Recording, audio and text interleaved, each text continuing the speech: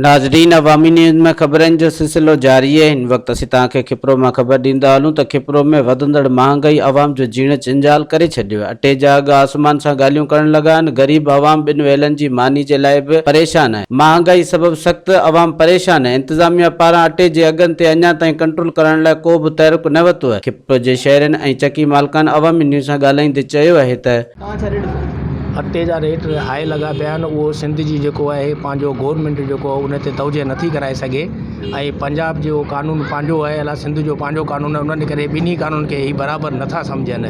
ऐं जेको वस वारनि खे अपील कंदुसि त महिरबानी करे जेको हिननि खे जेको बि आहे हुननि जो कानून सिंध जो या पंजाब जो जेको बि कानून खे बराबरि करे जेके ग़रीब मिस्किन माण्हू आहिनि या फ्लोर मिल वारा आहिनि हुननि खे ताक़ीद कई वञे त अटो जेको आहे सभिनी खे बराबरि ते ॾिनो वञे।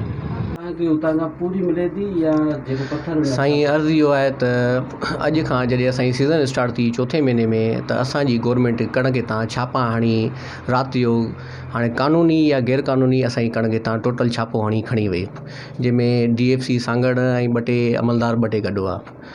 अच्छा, उहा कणक असांखे 1400 रुपए हिसाब सां असांखे बिल बि ॾिननि।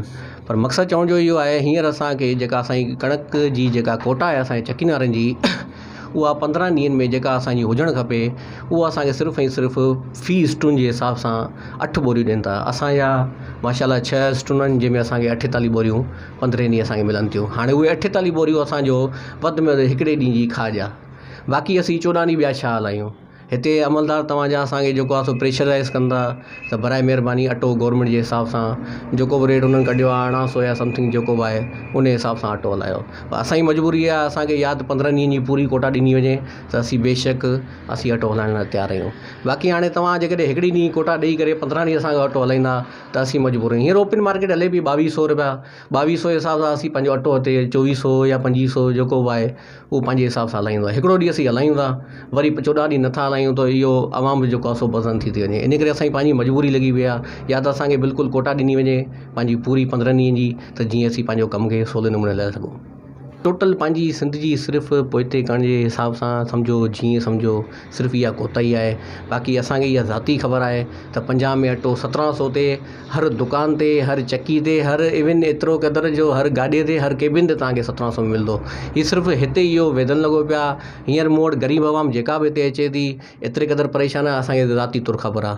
माण्हू जेको मुंहिंजे पोयां कारिया वीचारा वेठा आहिनि, माना किलो अटो बि जेकॾहिं उन्हनि खे असीं 60 रुपया रेट ॿुधायूं था त वीचारा परेशान थींदा। पर इहो असांजे मथां आहे त असीं उन कोटा जे हवाले सां पंहिंजे पाण खे एडजस्टमेंट करे पोइ केॾी महिल 50 ॾियूं, केॾी महिल 40 ॾियूं, केॾी महिल 45 ॾियूं, केॾी महिल उन्हनि पैसा न बि हूंदा आहिनि त हाणे किलो अधु में असीं बि खुटी कोन पवंदा, ॾेई छॾींदा आहियूं वीचारनि खे। पर इहो असांखे न सोचणु खपे, इहो हिननि अमलदारनि खे सोचणु खपे त केतिरे क़दुरु इहे मसइला हल थी सघनि था। चकियुनि जा विज़िट बि असां कया हुआ। शुरू में अचण महिल त असां चकियुनि जा विज़िट बि कया हुआ ऐं उन्हनि ते कंट्रोल बि करायोसीं, दंड बि विधा हुआसीं। पर हींअर चकियुनि वारा चवनि था त असांखे कोटा जे तहत असांखे कणिक मिले कान पई फूड डिपार्टमेंट खां, जंहिंजे लाइ बि असां सोचियो आहे त उन्हनि सां बि ॻाल्हाईंदासीं ऐं अलाह सां ख़ैरु करे इनशाअल्लाह बहितरी थींदी। 24 कलाक बिज़ी हुते साइटुनि ते फील्ड जो कमु कोन पिया वेही सघूं, जंहिंजे करे इहो थोरो 2-3 ॾींहं गैप पइजी वियो आहे जो शहर में राउंड लॻाए न सघिया आहियूं। इनशाअल्लाह सूमर खां असां वरी बि शहर में राउंड लॻाए ॾिसंदासीं ऐं अलाह सां बहितरी कंदो। इनशाअल्लाह कंट्रोल रेट्स खे कंट्रोल कंदासीं ऐं कंट्रोल में आणींदासीं। असांजे अॻु में त इहा प्रैक्टिस असां कान ॿुधी आहे, पर कुझु शिकायतुनि माण्हू कयूं आहिनि त जेकॾहिं स्टॉल लॻे थो त उते दुकान वारा वठनि था या के ॿिया वठनि था, उन्हनि ते कंट्रोल कंदासीं। इनशाअल्लाह ईअं कोन थींदो, दुकानदारनि खे कोन मिलंदो, सिर्फ़ु ग़रीब मिस्किन जेके माण्हू आहिनि उन्हनि खे। ॻाल्हि इहा आहे त चकियुनि जा विज़िट बि असां कया हुआ। शुरू में अचण महिल त असां चकियुनि जा विज़िट बि कया हुआ ऐं उन्हनि ते कंट्रोल बि करायोसीं, दंड बि विधा हुआसीं। पर हींअर चकियुनि वारा चवनि था त असांखे कोटा जे तहत असांखे कणिक मिले कान पई फूड डिपार्टमेंट खां, जंहिंजे लाइ बि असां सोचियो आहे त उन्हनि सां बि ॻाल्हाईंदासीं ऐं अलाह सां ख़ैरु करे इनशाअल्लाह बहितरी थींदी। हाणे ज़रूरत इन ॻाल्हि जी आहे त इंतज़ामिया खे घुर्जे त फूड खाते जे अमलदारनि खे पाबंद करे ऐं चकी मालिकान खे कणिक ॾिनी वञे ऐं अटे जी चकी मालिकान खे घुर्जे त मनपसंद अघनि खां पासो करे ग़रीब आवाम खे रिलीफ ॾिनो वञे। कैमरामैन फजल रहमान सां गॾु हरीश KBC अवामी न्यूज़ कपरो। मज़ीद खबरों और तफसीलात के लिए विजिट करें हमारी वेबसाइट www.awamiNewsHD.com।